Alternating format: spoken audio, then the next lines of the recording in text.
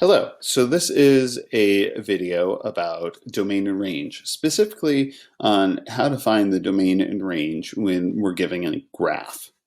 So when we're given a graph, you first have to remember that the domain is the set of all the x values, and the range is the set of all y values.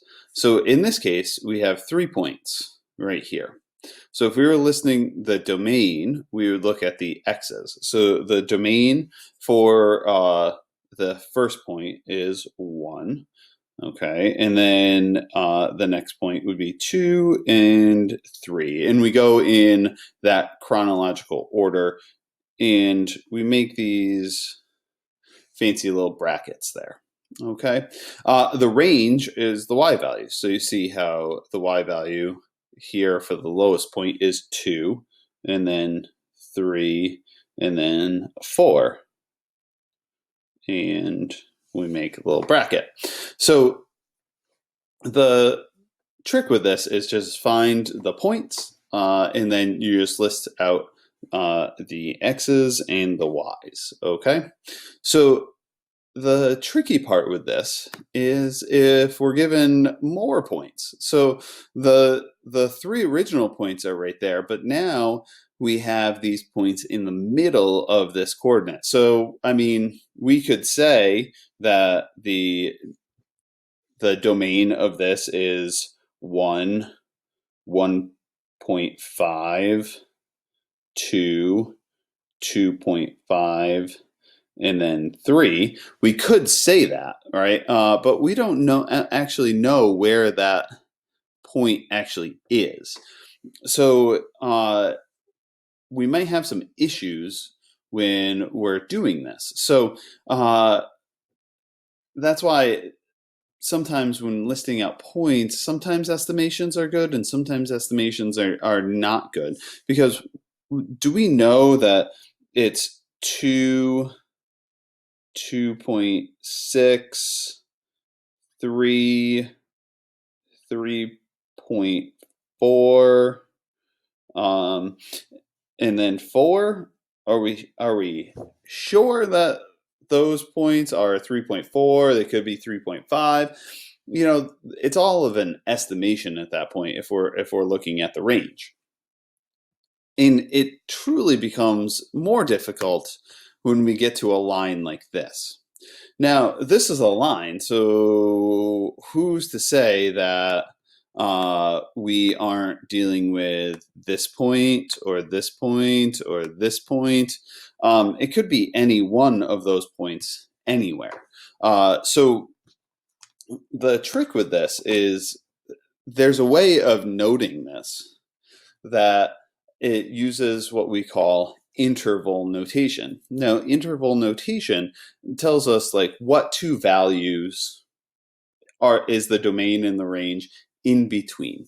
In this case, you notice that the arrows, and if you remember anything from your Algebra 1 course, arrows means that they go on forever.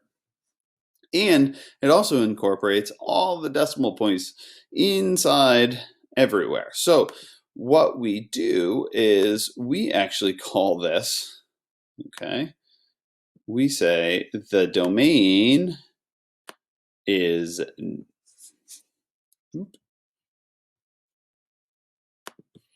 negative infinity to positive infinity, which means that it basically goes on and on and on and on and on and on and on and on for all of these x values. And it is also actually the same thing for the y values.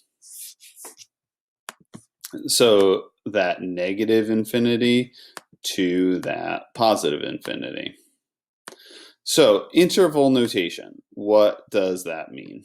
So interval notation, okay, is used for continuous functions. So continuous functions, it means that it doesn't stop. So it's any line, curve, segment, that sort of thing, where all the points are connected. The opposite of that is a discrete function. A discrete function is just like that first example that I gave you. It was 3 set points, but there was no segment or line in between them. They're not connected whatsoever. So the domain and range for discrete functions, it's just you list out the range in domain by listing the numbers. And typically they're given in numerical order. Now for the domain and range for a continuous function, we use what is called interval notation. Interval notation states the start and end value and all the values in between. So we use the brackets to indicate ending points that are included.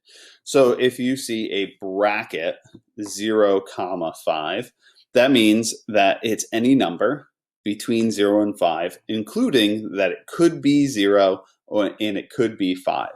So you might remember these for inequalities. So x is greater than or equal to 0, but less than or equal to 5.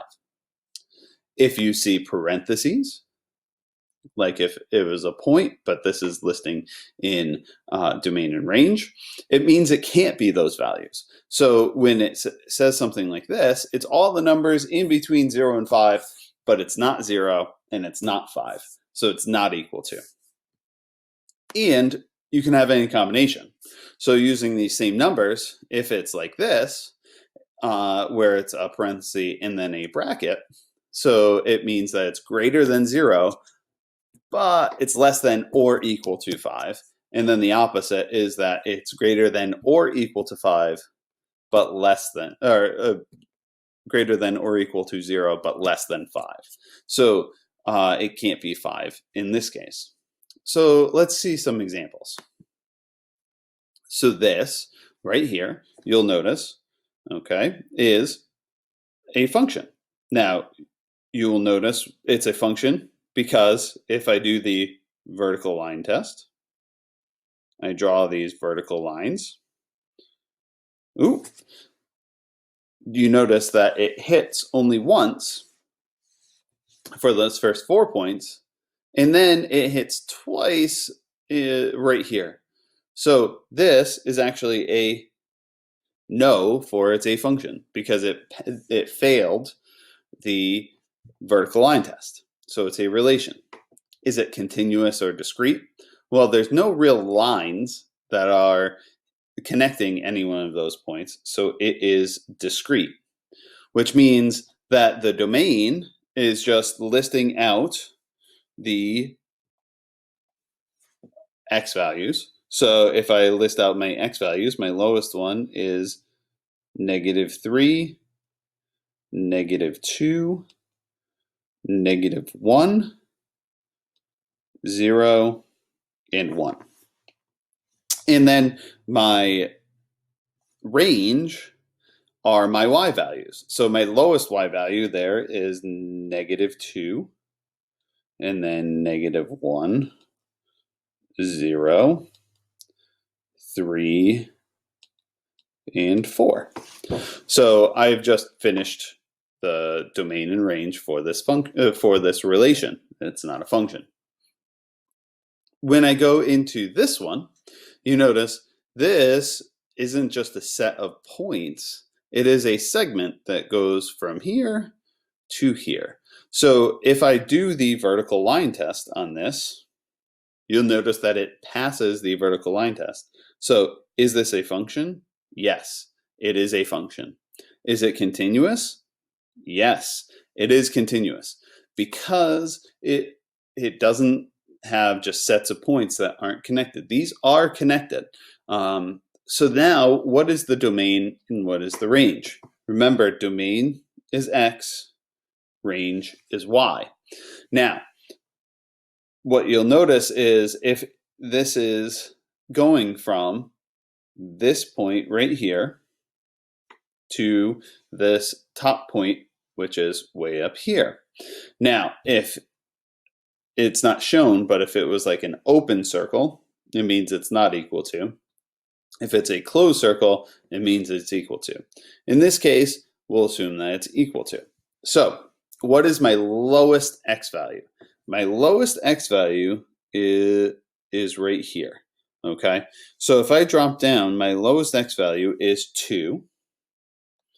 And then what is my highest x value? My highest x value is 10. The next question you have to ask yourself is, are 2 and 10 included in those points? And yes, they are. So what I'm going to do is I'm going to use the brackets. Okay, and then for my range, I'm looking for my lowest y value. My lowest y value is again at that same point, so that's at 6. And then my highest y value is 10. And are they included? Yes. So I'm going to make brackets right there. My next one is a little bit more difficult. You'll notice that it is a graph that has a curve. Okay. Now, the first question you have to ask yourself is this a function? Well, if I draw my vertical lines, you'll notice that as I draw those, they hit twice. So it is not a function. Is it continuous? Yes, it's continuous. It's continuous because it's not just a set of points. Okay, so now I have to do my domain and I have to do my range. So my domain says that, okay, what is my lowest x value? My lowest x value, where does it stop on my x axis? And you'll notice that it stops right at 0. So that is my lowest one. Okay, comma. Now, what is my highest value? You notice that the lines, they don't actually stop there. They just keep going. So they're like technically little arrows there. So they actually don't stop. So that means they go on forever and ever and ever and ever and ever. Okay, which means that that domain doesn't stop. So therefore, it's infinite. So every time there's an infinite sign, that is automatically a parenthesis. The reason why it's a parenthesis, because it's never ending. Because you can never get to in infinity, right? It's actually not a number. It's a never ending. So what about the 0? Is that an ending point? Does it stop at 0? Yes, it does stop at 0. So therefore, that is a bracket. Now for my range, I'm looking at my y values. So is there a lowest point on this graph? Well, with these arrows at the end, it means that they are never stopping. So there isn't actually a lowest point. Same thing with on the top.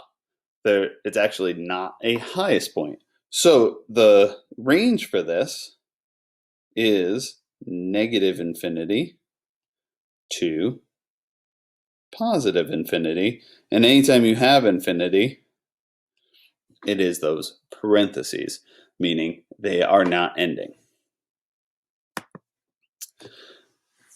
This next one, okay, again, asking myself, and if it's a graph, I do my vertical line test. You'll notice that it does pass my vertical line test. So yes, it is a function. It is also not just a set of points, so it is continuous. So now I look at what is my lowest x value? What's my domain? So my lowest x value, you notice that it stops at this point right here. So my lowest point is -2. And what is my highest x value? Well, you notice my highest x value, again, has this arrow here. So therefore, it keeps going and going and going. So therefore, that goes to infinity.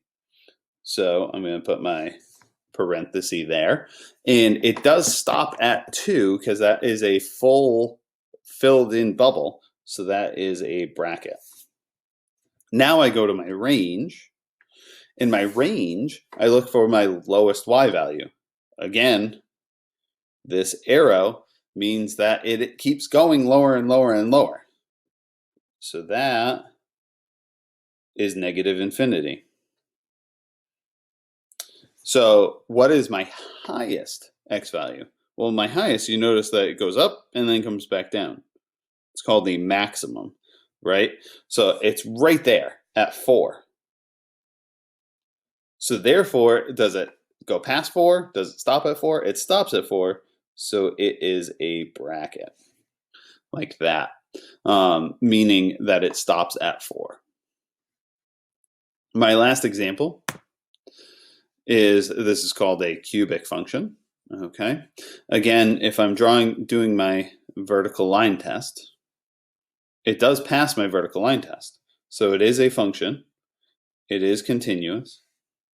And the trick with this function is that it has arrows on both ends. Okay. So therefore, it does not stop on the x-axis on the negative side or on the positive side. And also, it doesn't stop going lower. It doesn't stop going higher. So even though it gets super steep, if it's going on forever, it could be any number in the x or any number in the y. So that automatically means that my domain is negative infinity to infinity, and it is the same for my range because it keeps going on and on in both directions and never stops. I hope that helps with domain and range in reading it from a graph. Remember, with the interval notation, you're just looking for the lowest and the highest points, and if it doesn't end, then it goes on to infinity, either negative infinity on a negative side or positive infinity on a positive side. Thank you very much.